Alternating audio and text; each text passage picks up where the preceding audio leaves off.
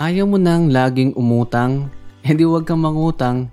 Napakadaling sabihin no, pero hindi palaging ganun kasimple. Promise sa atin, hindi talaga maiwasan ang humiram ng pera. Kaya sa video na ito, pag-uusapan natin ang mga dapat mong iwasan para hindi ka umasa sa utang. Pero before we start, huwag mong iwasan na i-like ang ating video at mag-subscribe ka na rin kung bago ka sa ating channel. Kaya kung handa ka na, let's go! Number 1, iwasang itratong utang as free money. Kapag trinato mong ganito ang utang, akala mo may extra cash ka na pwede mong gastusin sa kahit anong bagay nang walang kapalit na consequence. Pero hindi naman talaga libre ang utang. Kasi nga, utang yan. Kumbaga, hiram lang. Tapos kapag binayaran mo pa, may dagdag ng interes. Maraming tao na kapag na lamang pwedeng mag-loan sa Pag-ibig, sa SSS, or merong G-Credit or Pay Later, kinakailangan na gamitin yun kahit hindi naman dapat. Sayang daw kasi yung pera na yun. Tapos gagamitin lang naman para sa luho o kaya naman pantapal sa naunang utang. Naku po, dapat isaisip mo na seryosong financial obligation ng utang at hindi libre. Number 2, iwasan ang pagbili ng bara-bara. Isa ito sa mindset at habit na sanhi ng pangungutang mo. Hindi ka kasi mindful sa spendings mo, tapos madali ka rin madala sa hype. Impulsive buyer ka, o kaya naman kapag emosyonal at masaya ay sige bili din. Kaya importante na magkaroon ka ng listahan at bumili lang ng mga bagay na kailangan mo para may iwasan ang pagbili ng luho, biglaang pagbili at utang. Number 3, iwasan ang pagbaliwala sa estado ng pera mo. Maraming taong hindi alam kung magkano ba talaga ang natitira sa kanilang pera pagkatapos mabawas sa lahat ng gastos kada buwan. Magkano ang natatabing pera at magkano ang lumalabas. Dahil nga hindi alam ang lagay ng sariling pera ay dadaan na lang sa utang kapag kinulang. May kakilala nga ako na pinipilit na pag-aralin sa mamahaling school yung anak kahit pa kinakapos at inuutang pa yung tuition kada buwan. Hindi ko naman sinasabi na huwag pag-aralin sa private ang mga anak, pero dapat alam mo rin kung afford mo ba talaga yan.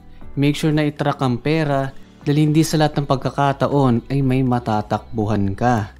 Number 4, iwasan ang mga pay later. Kung gusto mong wala ng utang at all, hanggat maaari iwasan mo ang pagbili ng mga bagay na hulugan or installment. Dapat ang mindset mo lagi ay need mong bayaran ang isang bagay ng cash. Dahil kung kaya mo magbayad ng cash kaagad, ibig sabihin ay may sapat kang pera pambili dito. Minsan kasi naloloko tayo ng mga buy now pay later na ito. Nakala natin na nakamura ka kasi nga ang liit lang ng hinuhulog mo kada buwan. Pero ang hindi mo alam ay malaki pala ang patong na interes sa mga bagay na naka-installment. Huwag sanayin ang sarili sa pay later. Sadyang in-encourage ka ng platform na mag-pay later kasi mas kikita sila ng malaki sa'yo. Kaya make sure na kapag bibili ka, dapat pay now imbis na pay later. Number 5, iwasan gayahin ang ibang tao. Normal na sa atin bilang isang tao na gayahin yung mga bagay na nakikita natin na ginagawa, sinasabi, ginagamit o binibili ng ibang tao sa paligid natin. Especially kung ang mga taong ito ay ating kaibigan, kamag-anak, kakilala at maging yung mga personalidad na hinahanga natin ay napapagaya rin tayo sa kanila. Wala namang masama na gayahin yung binibili ng ibang tao. Ang masama lang is hindi sa lahat ng pagkakataon ay may pambili ka rin. Example, nakita mo yung tropa mo na nakabagong motor o kotse. Minsan nainggit ka rin at gusto mong makigaya sa kanya or makasabay sa uso. Kaya ang ending, kukuha ka na rin pero yung sayo inutang mo pa. May times din naman na gumaganda na yung kita mo, for example na napromote ka sa trabaho. Kaya naman feeling mo deserve mo na rin na gayahin yung ibang kawork mo na mas mataas sa'yo. Tapos bibili ka na rin ng mga bagong gadgets at mga branded na gamit kahit hindi mo naman kailangan or kahit na hindi mo talaga kaya para lang masabi na kagaya mo sila. Pero mali din yan kasi bigla mong in-upgrade yung lifestyle mo para makasabay ka sa mga katrabaho mo na mas mataas na yung posisyon at kumikita ng malaki. Okay lang naman kahit hindi mo biglang itaas yung lifestyle mo at gayahin sila. No need makipagsabayan or higitan pa sila. Importanteng i-check mo muna yung budget mo or aasa ka na lang ba sa utang. Number 6, iwasan ng patalon-talon. Ang meaning ng patalon-talon ay yung iba-iba yung ginagawa mo. Kumbaga kapag may bago kang nakita na pwedeng pagkakita ng opportunity, business o investment ay tatalon ka dun. Pero ang problema ay wala ka namang sapat na pera kaya uutang ka pa. Sample, nauso yung dropshipping na business kaya tumalon ka dun at nangutang. Tapos nauso ang milk tea na business, tumalon ka dun at nangutang ka ulit. Tapos may bago na naman at ganun ulit ang ginawa mo. Hindi na naman sinasabi na huwag kayong sumubok na ibang bagay or tumalon-talon ng opportunities. Para sa akin, mas okay nga yun. Kasi kadalasan, dun yung nahanap kung ano ba talaga yung gusto nyo at kung saan kayo posibleng umasenso. Kumbaga, dito mo mahanap kung saan ka talaga bagay or kung saan ka magaling. Pero tumalon ka lang kapag may sapat ka ng pera at kahit sa maliit lang na puhunan, yung kaya mo lang. Huwag tumalon ng may utang ka pang dala. Kasi sa oras na malugi ka at hindi gumana yung pagtalon mo, doble ang problema mo. Lugi ka na nga, tapos may utang ka pa sa iba. Number 7, iwasan ang kawalan ng sapat na ipon. Kapag wala kang ipon, garantisadong ang dami mong utang. Kasi hindi mo napag-isipan at napaghandaan man lang na magtabi ng pera. Kapag may pera, sige ang gastos na parang wala ng bukas. Hindi na natutong mag-save, puro ka spend. Importanteng may ipon ka dahil ito yung magsisilbi mong safety net sa oras ng mga kagipitan o mga biglaang paggastos. Ito ang paraan para hindi ka utang ng utang. Paulit-ulit na nating sinasabi na magtabi ng pera sa emergency fund. Kahit 3 to 6 months na pera na nakatabi lang for emergency. Okay nang mag-save for a rainy day kesa utang every day. Number 8, iwasan na ma-stuck sa maliit na kita. Kadalasan kaya ka napapautang ay dahil kinakapos ka. Kapos ka sa pang-araw-araw kasi may income problem ka na. Hindi dahil sa maluho ka at hindi ka marunong mag-ipon. Ngayon, kung ganito ang sitwasyon mo, kailangan na hindi ka makontento sa kinikita mo. Dapat matuto kang gumawa ng paraan kung paano palalaki ang kita mo nang sa gayon ay hindi ka lang nakaasa sa utang sa oras na kapusin ka. Mag-upisa ka sa pagbebenta.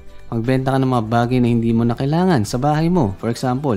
O kaya naman magbenta ka ng bagay sa ibang tao. Pwedeng produkto, pwedeng sarili mong gawa, or pwede rin namang serbisyo. I-utilize mo na yung knowledge, experience, at skills na meron ka na.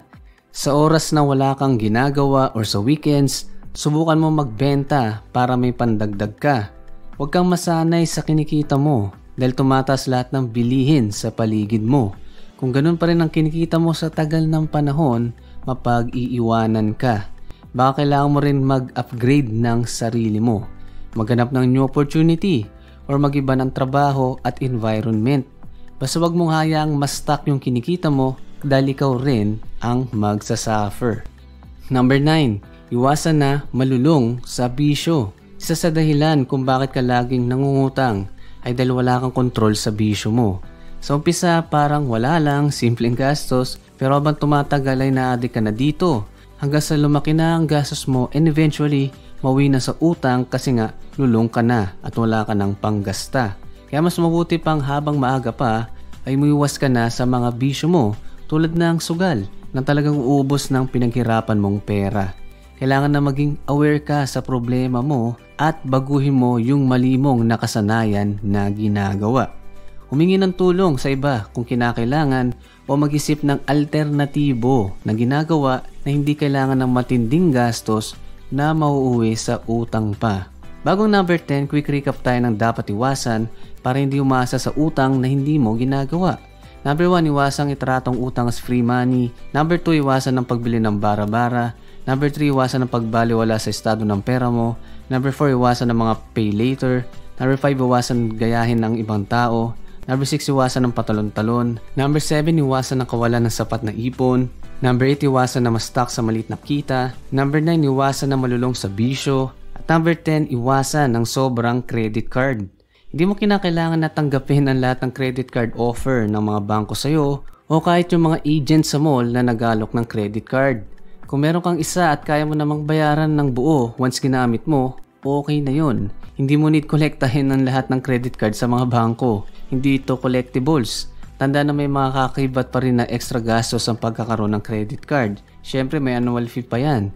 Isipin din na ang bangko ay isang business at ikaw ang customer. Hindi sa swerte ka o nababaitan sa iyo yung bangko kaya ka bibigyan ng credit card o ng loan offers nila. Business ang bangko at isa ito sa paraan nila para kumita sa iyo.